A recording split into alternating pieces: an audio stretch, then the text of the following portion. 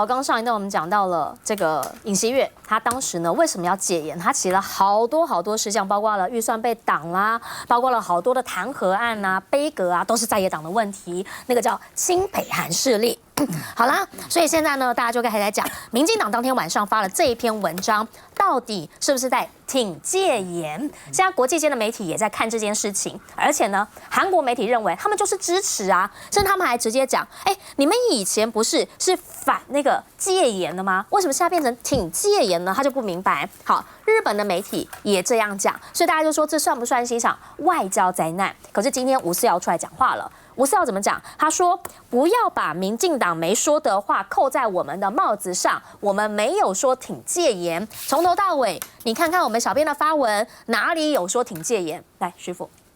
其实在当天新闻事件的晚上，我们就是有看到，除了关心国际事件之外，然后就看到了，突然网络上传了这一篇贴文。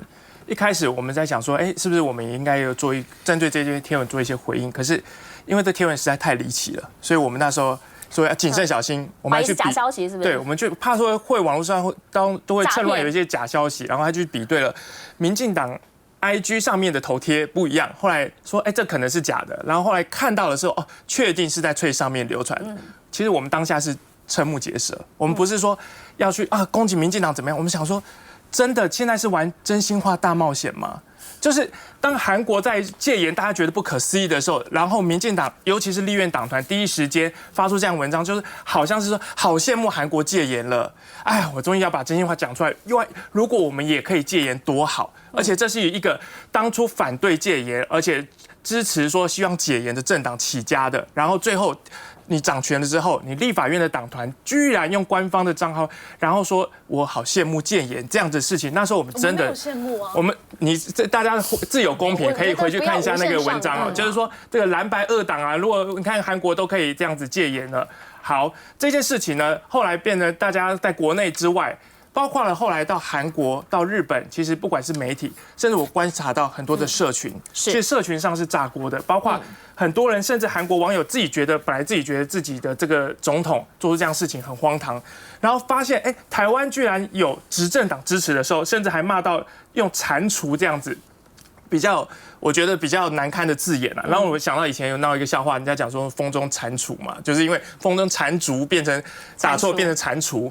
那现在不要让台湾的民主变成风中蟾蜍而且吴思瑶出来讲话的时候，我们本来以为说不要推给小编，然后勇敢的道歉，因为本来发文就有层层审核，你不要说你发文是小编一时兴起嘛。这一定是你们党团的态度，居然说删文就是我们的态度，仿佛此刻贴文的不是民进党，仿佛此刻民进党变成民主的急先锋，说我们就是删文，代表我们强力的态度，不要把台湾的民主拿来你的真心话，不要把台湾的民主做成大冒险。而且我发现很多的，包括了激进党，许多的时代力量都发文都不停啊。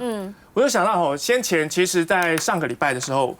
我到了宜兰去，然后那时候正好到了这个陈定南基金会，他们有一个博物馆，2楼正在展一个郑南榕的特展。那时候其实我还很有意思，我看到一张他的展览是一个铁窗，下面有一个字卡，泛黄的字卡小卡，上面写的字，然后让我当下把它拍起来。我没想到过了2个礼拜之后变成这么讽刺。他怎么讲？他说我们不要那时候的时代背景，我们不要常常跟中国大陆去比他的体制，比什么？我们要追求民主。我们是要比上，不是比下。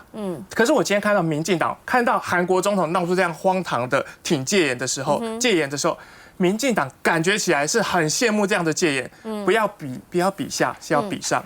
好，但是呢，也必须要来讲因为现在这件事情不是韩国在报道而已。韩国他刚讲那一句蟾蜍，为什么？因为韩国有一句俗谚是这样讲啦，你不要当了蟾蜍，你就忘了你以前是蝌蚪。好，这个是他们以前的一个讲法。那现在呢是什么？说日本也有人报道，讲法一模一样，就讲说呢，是不是台湾民进党发文激起反对党猛烈抨击？最主要原因是因为他们认为，是不是其实民进党也是同样的立场，是要挺这件事情呢？当然，民进党有他们的讲法，赖瑞荣的讲法就是说，这个就是小编处理不当嘛，SOP 不对嘛，调整一下就好啦，对不对？那有人开始在抓，说呢，这里面的这个 po 文我觉得网友真的是很厉害，真的是柯南，你知道吗？他们说这个中间都有一个点，有没有？他说这个点呢，就跟黄捷发文是一模一样的，所以呢，就有人说是不是黄捷发的？黄捷今天出来澄清，我不是小编，我很忙哈，不是我发的。但不管怎么样，内部的不同声音就是，譬如说这一位他们的前客委会主委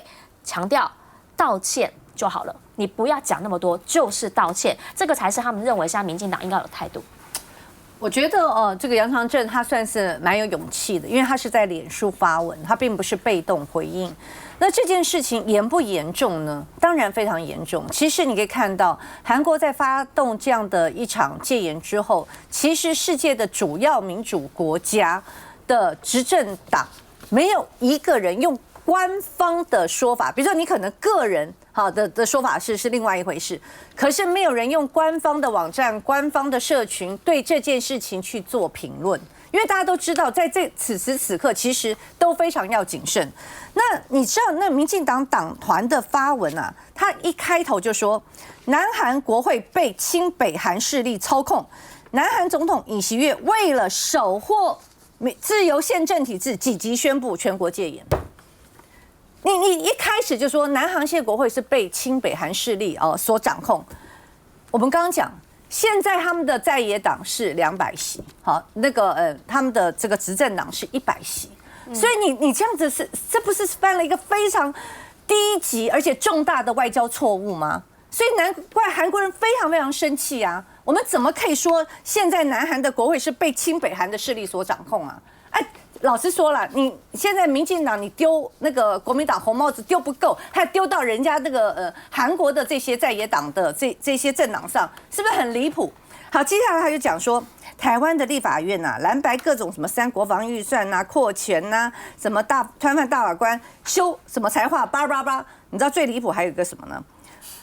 百般刁难王义川就职，王义川是谁？他是国父是不是？还是你们党的国父？还有小铺，对，还有什么小铺的提案？好，你这个都还是立法院。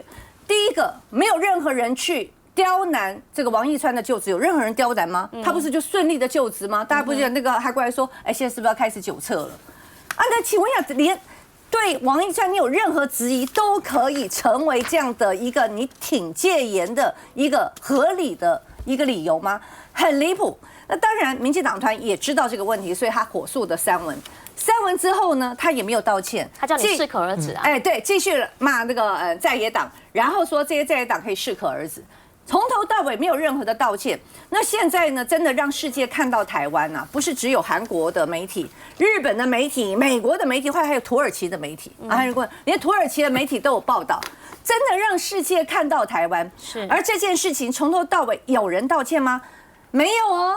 杨长正是你们的这个前政务官他就说道歉不要有第二句话，而且最好笑，你们自己还在做切割。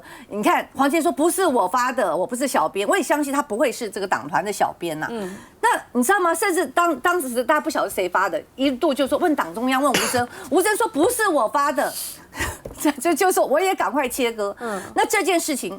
错了就错了，是该道歉就道歉，你不要再继续的硬高，只是更难看，然后更多的国际媒体的报道，不是丢民进党的脸而已是丢我们全台湾的脸。好，来，伟珊，我想在媒体的部分啦，国际的媒体的报道应该是这样，像这个韩国的部分，我有特别请会韩文的朋友去看一下，其实韩国的媒体并没有去超译我们的这样的一个说法啦，它其实反而是重点是着重在，确实台湾在民主化之前，确实也有过戒严，然后38年，史上最长，所有的国家都没有发生过这样的事情，他用一个这样的叙述，平淡的叙述来阐明了这一次发生的事情，所以其实并没有如现在媒体报道说什么各国觉得台湾怎么会这样发文。其实执政党再一次重申，民进党就是从来没有说要再度戒严。我想这个事情我们是戒严下的受害者，我们这个政党就是从戒严很努力的去催生出来的这样的一个政党，我们怎么可能走回头路？所以这件事情完全是被超译的，我们并没有这样做。可是我也强调，这个小编的审核的审稿机制必须要加强。我自己当天看到，我也是愣了一下。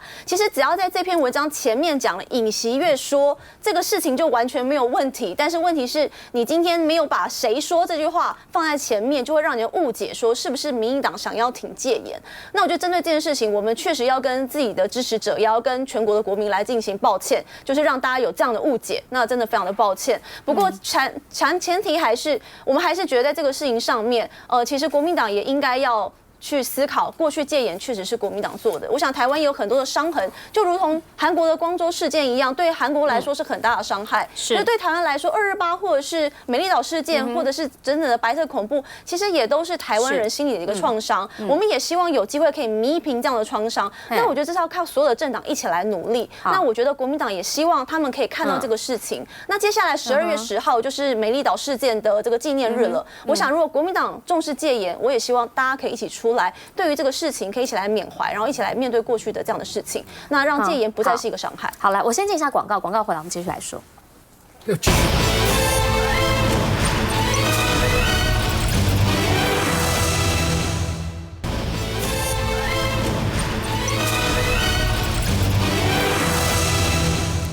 好，要来看到的是哈，我们现在已经有评论出来，讲什么？当年你们是冲破戒严阻挡，现在到底是不是戒严心态复萌？然后也有我看到郭正亮他的评论是什么？他说，那你就直接叫赖清德出来就职啊，他绝对不会宣布戒严。大佬怎么看？我虽然上一节谈这个戒严应该不是的，但是我还是有些话不得不讲，因为刚才发言的许副秘书长哈，还有王宏伟，还有这个伟山，他们的没有聚焦，你知道吗？而且讲的哈是这个议题，但是没有说讲到大家怀疑的地方。比如说徐府就认为说不可能一个小编写这种东西嘛，他一定一层一层上去的哈。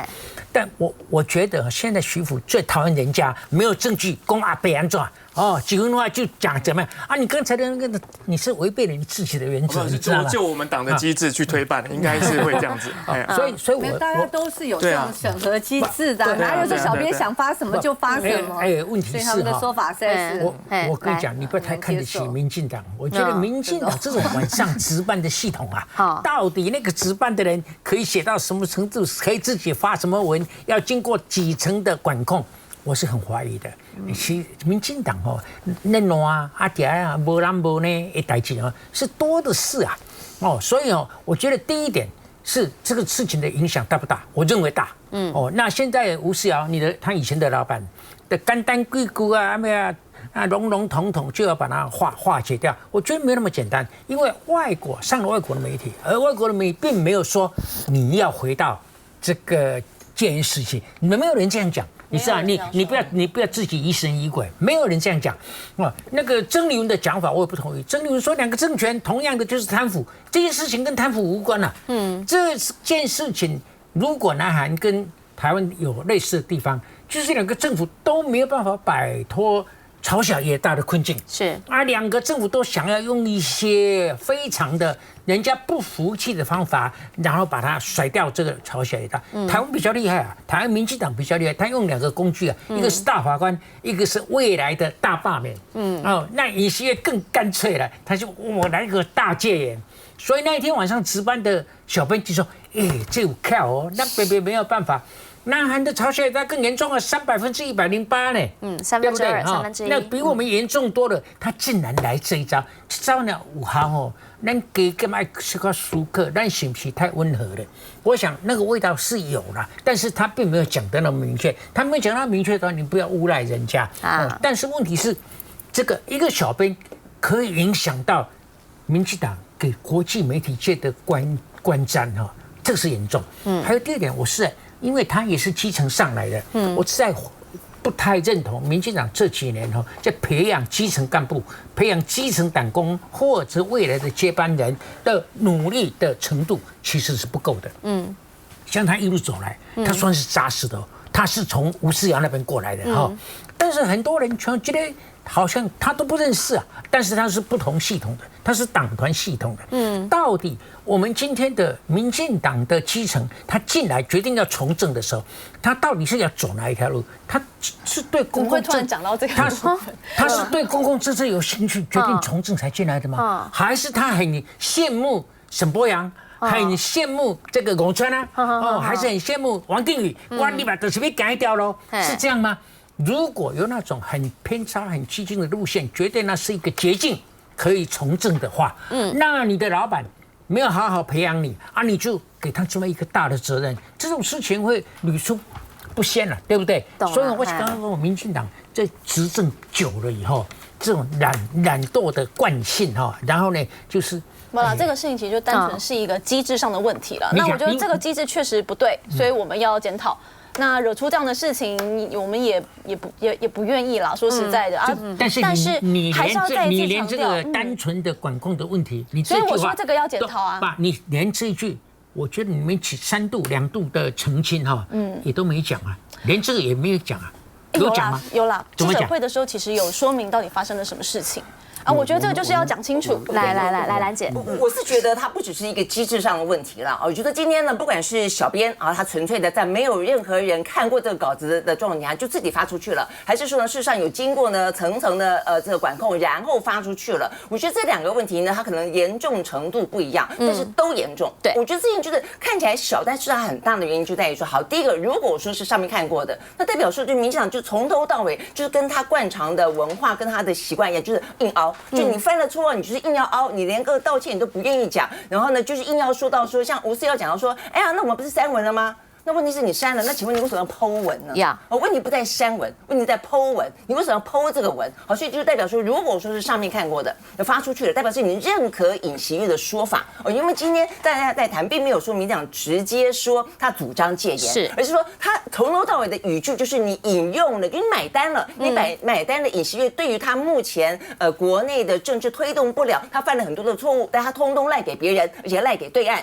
他们的对岸啊，意思是一样的，所以我觉得这件事情是，如果说他有经过层层节制，但如果没有，纯粹只是小编发的不严重吗？我觉得一个问题就是，我觉得你去看啊，我觉得民进党很多的一些所谓的民主教育，或者我们期待每一个政党能够栽培出来的年轻人，他到底对民主的想法是什么样子？你去看前段时间这个霸凌，大家都到现在还在余波荡漾。劳动部的霸凌，因此导致了部长下台。洪申翰去接了劳动部长。结果呢，民进党的发言人吴峥发了个文说什么？他不在乎霸凌，他说恭喜川哥。你会发现，民进党对于他的年轻人的教育是什么？你就发现这些人他就是真的是像小红卫兵，对他来说只有政党恶斗是他们唯一的信念，就是说政党斗争这件事情，蓝绿这个相互这个尬这个角力的事情，不要讲竞争，竞争都还算是良性，就是恶斗这个事情对他们来说是最高标准，所以所有的事情都不用先问自己做对了没，做错了没，我要先反驳回去再说。所以我觉得这件事情的严重度在这个地方，因为你去看我觉得所有的事情都从小开始的，所有的大恶魔都是从小小的时候呢，他一点一滴，如果你没有给他正确的观念，或者说你做了一些错事，你并没有指正他，他就越长越大，他就觉得这样是对的啊。你去看这个尹锡悦，你不要讲了，他以前是南韩的检察总长，是他以前是首尔的这个检察这个等于是我们用台北的检察长。他是一个捍卫正义出来的，他是一个司法的。他当初你不要讲那个，不管是朴槿惠还是念朴槿惠了朴槿惠，然后的话包括呢李明博，都是他送进监狱里面的。他是南韩的明星检察官，所以为什么当大家对文在寅失望的时候呢，会有一个呢从来没有从政过的这个也就出来了，横空出世。虽然他赢的不多，也因为赢的不多，所以种下他现在整个的政局其实某个程度不安的原因之一。但我要讲就是说，今天一个捍卫正义的、站在民主，你看他过去讲过的话，什么民主是唯一的这个标准，什么什么，这话都是他讲过的。但一个这样的一个检察官，他心中种下了所谓的民主跟自由的种子。当他拥有权力的时候，他只要有一点点的邪念，他只要对民主有一点点的意志不够坚定，他只要有一点点独裁的心态，他就可能宣布戒严。所以我的意思说，对于民进党来说，当今天如果只是一个小编在什么样的环境喂养底下，他会觉得他发这个文没关系。然后的话，吴峥他常常坐在我左边，我都觉得他是个年轻人不错。那问题是，你在第一时间，你对于那霸凌一点都没有感觉吗？你对人家轻生，你觉得没有关系？你只在乎你的川哥是不是进到立法院吗？我就觉得这个时候，你是不是就是你的标准跟你真正对于民主？就今天为什么很多人要去跨足政治，为什么要去追寻民主？你一定有一些你的理念嘛。那你的理念在这个地方呈现出来，你呈现出了什么理念？我觉得这件事情是我看了以后我觉得痛心的地方，就是我不知道那个小编是谁，就是什么样子的一个文化会让民进党人觉得说我 po 这文是可以的。所以后来你说会删文也是因为发现好像状况不太对了，事情大条了。对，所以而且我觉得这个事情再回过来讲一点。我觉得当在野党去要求民进党啊，觉得这个事情不好不当，然后希望道歉的时候，我觉得民进党的回应还总是原本那种就是要先骂，要骂赢再说。就是说，你看我是要讲到的，你说啊，你国民党过去不是戒严吗？刚才这个伟山也这样讲，是。就是因为过去台湾戒严过，所以你才会认为现在不能够接受任何一个戒严这样的说法跟想法，不是吗？对对对，所以那你先这样，对对对，就不用把国民党过去拖出来。你30几年前戒严，那你说南韩为什么民众那么愤怒？是40几南韩算是在亚洲的所谓的民主国家当中戒严最多次、政变最多次的国家，很丢脸的，很丢脸的。我要这样讲，所以我们当今天看到南韩突然间。就怎么回事？你以为它是一个民主的国家，突然就会生出一个戒严的想法？你光是替他想，你都觉得很可耻。所以，我们今天不会希望台湾发生这种事情，只是说，那不要发生这种事情，叫大家共同努力啊！你不要让任何一个可能的小种子，就是因为恶斗，然后只因为我要骂赢对方，我一定要这个维持我的政权，所以任何可能不民主的东西，你都觉得可以接受。我觉得这样的真的不好。